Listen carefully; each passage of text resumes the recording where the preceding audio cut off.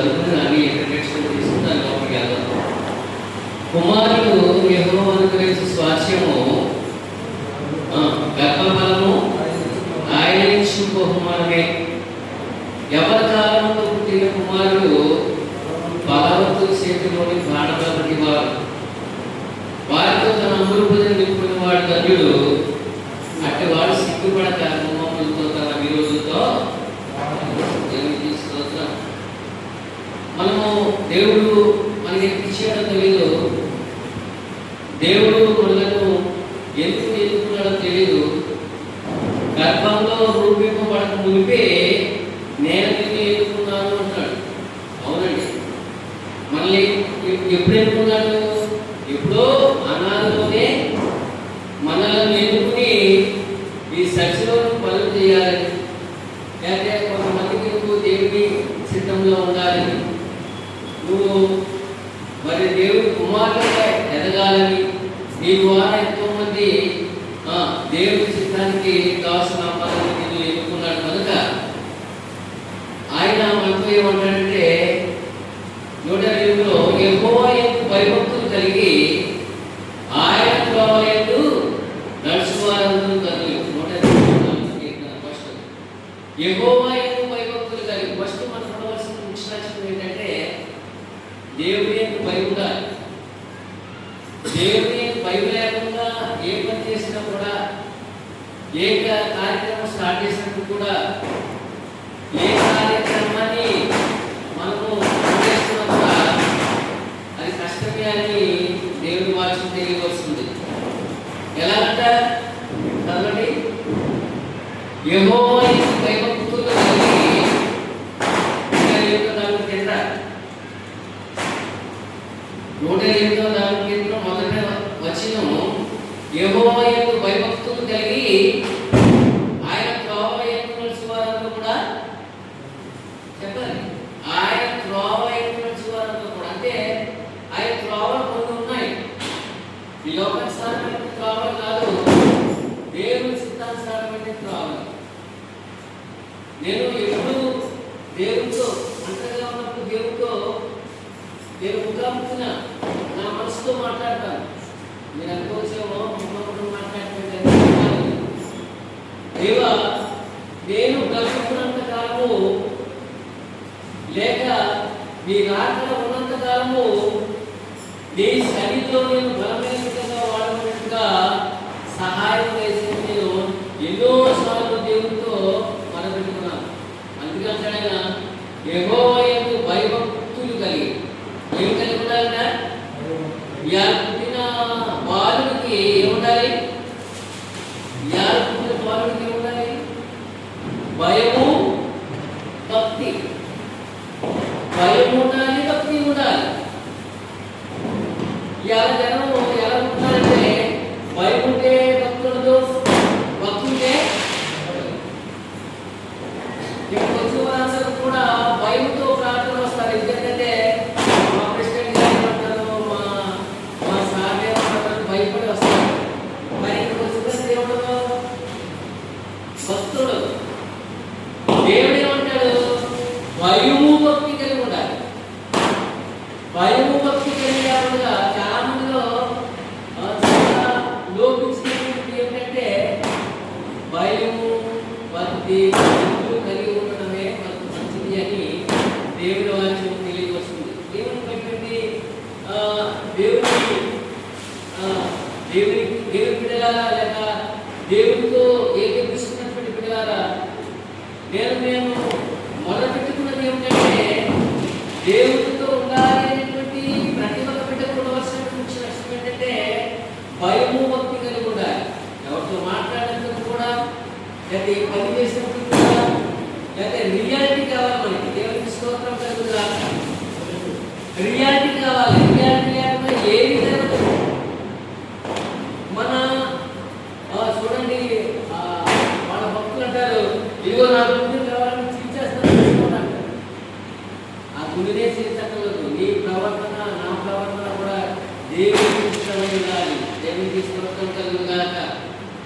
ఏమంటాడు చదవండి. యెహోవా యందు భయభక్తులు కలిగి ఆయన త్రోవ యందు నడుచువారందరూ కూడా ధన్యులు. ఆయన కావాలని వచ్చి వాళ్ళందరూ కూడా నిశ్చయంగా నువ్వు చేసిన చేతులు సంఖ్యాసేతం అప్పుడు అనుభవిస్తాం. రియాలిటీ ఉంటేనే అనుభవిస్తాం. రియాలిటీ లేకుండా ఏది చేసినా కూడా అనుభవించము అని వాక్యము గంటగా చెబుతుంది. కాబట్టి మనము చేయవలసిన ముఖ్య కష్టం ఏంటంటే ఆయన కష్టాన్ని అనుభవించాలంటే, మన మీద ఉండాలంటే, ఆయన మరి ధన్యత మన మీద ఉండాలంటే, ఆయన మన మీద ఉండాలంటే మనము ఆయనకు వివేక చెందినట్టుగా ఉండాలనేటువంటిది దేవుడు ఇష్టపడుతూ ఉన్నాడు. దేవుడు ఇష్టపడుతున్నట్టుగా ప్రియమైనటువంటి దేవుని బిడ్డలాగా మీకు గొప్ప ఉపకారించింది ఏంటంటే దేవుని బిడ్డలుగా ఇక్కడ ఏమంటే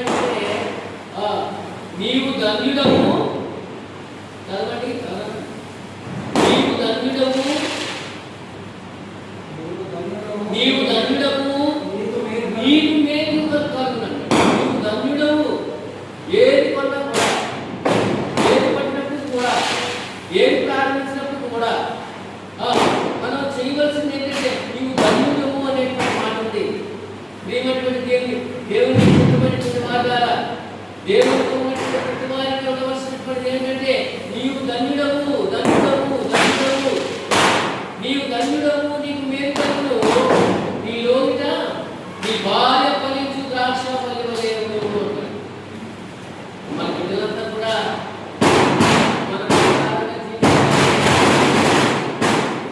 మన బిడ్డలు మన మాట వినాలంటే, మన భార్య మన మాట వినాలంటే, మన చుట్టపట్టాలు మన మాట వినాలంటే ఎలా వినాలంట? మనము ఆయనకు తీరుగా ఉన్నట్టుగా, ఆయన చిత్తంలో వచ్చినట్టుగా.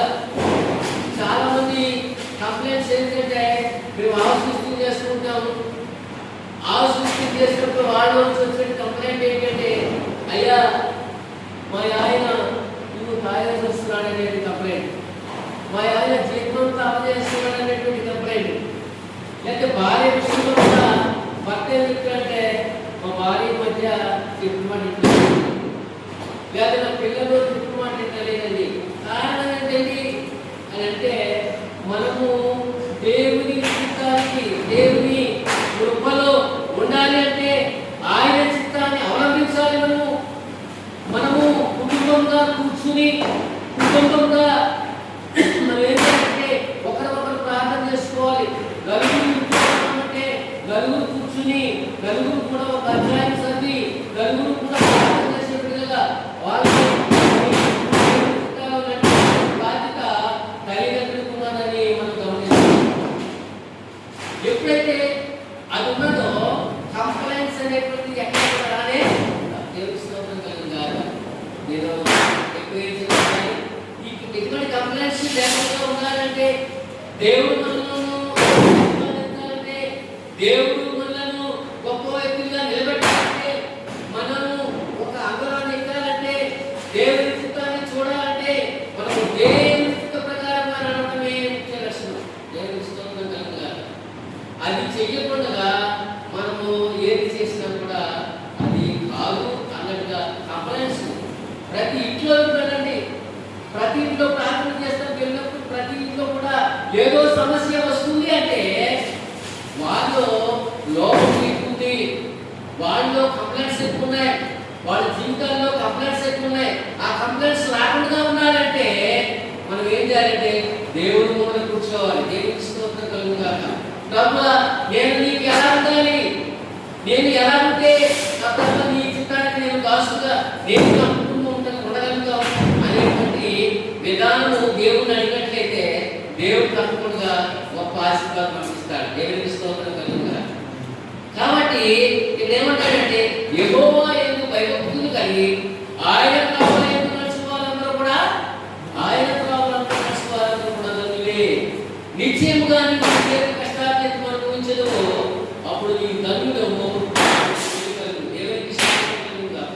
నీవు ధన్యుడవు, మేలు కలుగు, నీవు ధన్యుడవు, మేలు కలుగు అంటే దేవునికి చిత్తప్రకారం మనం నడవడమే కావాలని. ఇన్ని సంవత్సరాలు మరి ఆ బిడ్డలను ఇన్ని సంవత్సరాలు మరి కంపెనీకి వెళుతూ వస్తూ ఎటువంటి ఇబ్బంది లేకుండా దేవుడు ఆయన ఆశీర్వదించాడంటే దేవుడి చిత్తం ఆయన కుటుంబంలో ఉన్నది అంటే మరి ఆయన చిత్తమే. దేవునికి స్తోత్రం కలుగుగాక. దయచేసి మనం అంతా కూడా దేవుడి చిత్తం ఏంటో, దేవుడి కృప ఏంటో, దేవుడి చిత్త ప్రకారంగా మనం ఉండటానికి ఎలా ఉంటారో మనము ఆయన అడిగినట్లయితే దేవుడు తప్పకుండా మనకు ఒక రాజ్యాన్ని స్థాపిస్తాడు. కాబట్టి మరి ఈ వాక్యాన్ని బట్టి మనం తెలుస్తున్నది ఏంటంటే ఆయన భయభక్తులు కలిగి ఉందాము, దేవుని చిత్త ప్రకారం ఉందాము, దేవుని కృపలో ఉందాము, ప్రతి ఒక్కరు కూడా ఆయన పాత్రగా ఆయన రాజ్యాన్ని ఉందామని తెలియదు. దేవుడు ఇచ్చిన వాక్యం నియమించి ఆశీర్వదించబడదు గాక. ఆమేన్. హల్లెలూయా.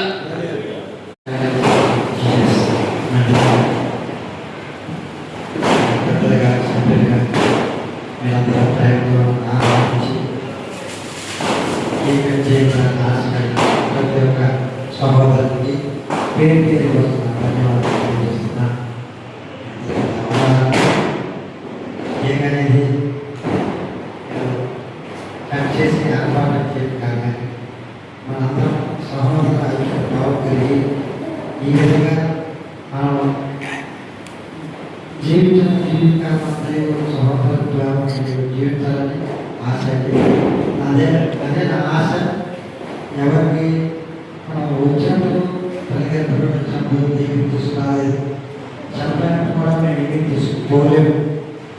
ఒక సహోదరు లేకుండా కాబట్టి మనందరం ఏవైనా నా విషయంలో మీ మనసులో ఏదైనా గాయపడుతుంటే క్షమించండి. ఎప్పటికీ మనం కలిసి ఈ విధంగా సహోదర ప్రేమ కలిగి ఉండాలని ఆశిస్తూ సెలవు తీసుకుంటాం.